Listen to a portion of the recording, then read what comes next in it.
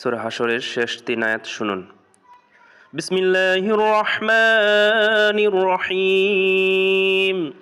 হুয়াল্লাহুল্লাযী লা ইলাহা ইল্লা হুয়া আলিমুল গায়বি ওয়াশ শাহাদাহ হুয়ার রহমানুর রহিম।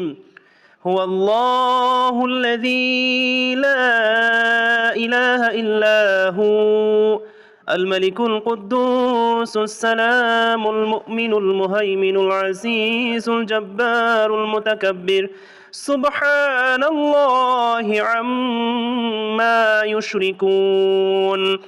هو الله الخالق البارئ المصور له الأسماء الحسنى يسبح له ما في السماوات والأرض وهو العزيز الحكيم.